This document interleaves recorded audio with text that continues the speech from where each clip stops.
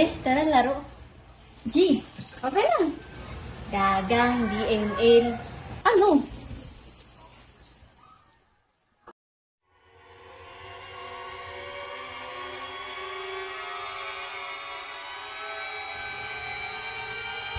Are you serious?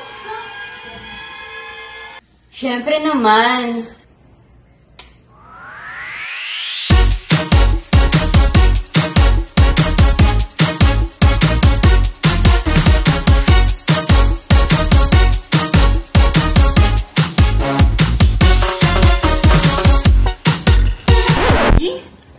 Oo, sige.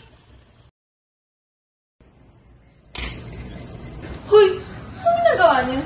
Lo, eksena to. Sumali ka na lang talaga. Angas nito, dadamay po si Kyrie. Hayaan mo na.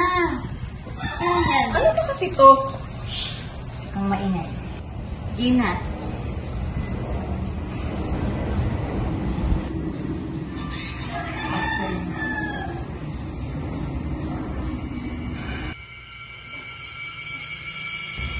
We would like to summon our ancestor. Are you there?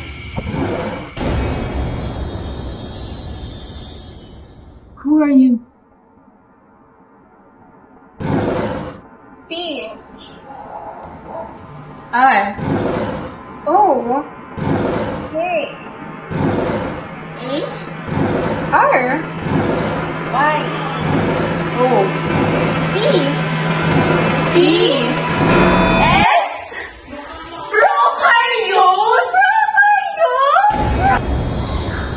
Hoy! Ano nangyayari? OMG!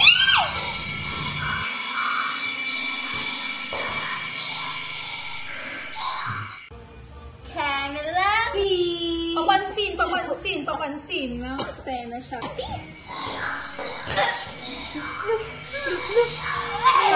mo na kayo maluloko. Seryoso ba? Ano ba?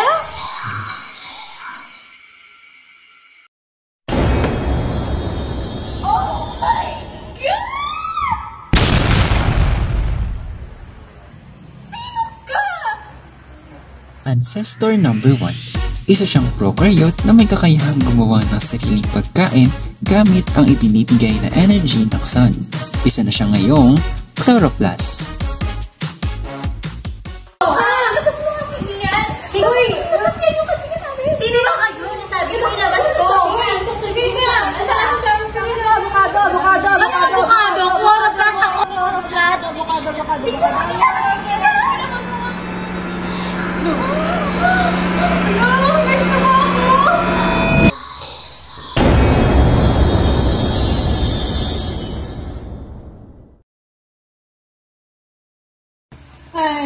Ancestor number 2.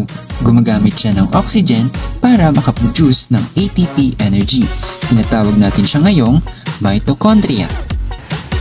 Nasaan yung lumamon sa amin? Lumamon? Anong alam mo dyan sa lumamon? Baka ito! Anong ako? Nilamon lang din ako. Baka ikaw. Nilamon mo sarili mo. Bakit ako? Ako nga yung nagtatanong. Baka siya. Siya talaga. Oo nga. Sino ba lumamon sa inyo? Yan! Yan ang lumamon sa amin! Ancestor number 3. Siya si Hosel. Siya ang nang-engulf o lumamon sa dalawang prokaryotes na kilala natin bilang mitochondria at chloroplast. Teka nga, ano ba kasi nangyari? Tama na ang away. Ano nga ba talagang nangyari? Ganito kasi yan. 1.8 billion years ago, there were prokaryotes just like the prokaryotes we have today. There were prokaryotes who can make their own food using sunlight energy. On the other hand, some bacteria were able to produce ATP energy using oxygen. Lastly, there were prokaryotes that are large enough to engulf other prokaryotes. Ano nga ba ang endosymbiotic theory? Endosymbiotic theory explains how prokaryotic cells evolved to eukaryotic cells. It says that larger prokaryotes engulf smaller prokaryotes with different abilities such as producing ATP energy and photosynthetic ability. However, smaller prokaryotes were not digested. Rather, they lived together as symbionts. Time passed by, The prokaryotes that can produce ATP energy evolved to what we call the mitochondria, while those who can make their own food evolved to what we call the chloroplast. Ah, yun naman pala. For the better naman pala eh. Eh, hindi mo naman kasi sinabing for the better naman pala.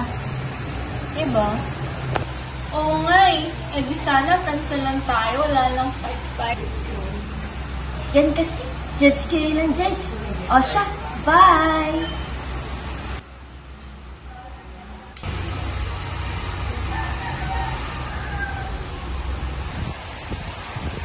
Goodbye!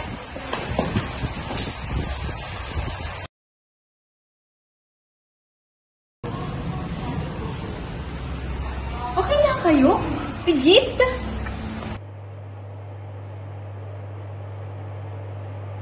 Ano bang nangyari? Ewan ko.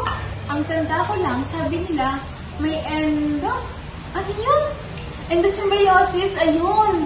Ayun daw, importante daw yun kasi Crucial siya for evolution and blood biodiversity. Naging origin ito ng eukaryotic cells. And lastly, naging way para sa development of diverse life forms, especially the multicellular cell. Oh! Tama na natin! Tama na! Ligpitin nyo na yan! Ay! Uy! Okay ka lang? Sabi sa'yo, mag-ingat mo. ang kalat niyo.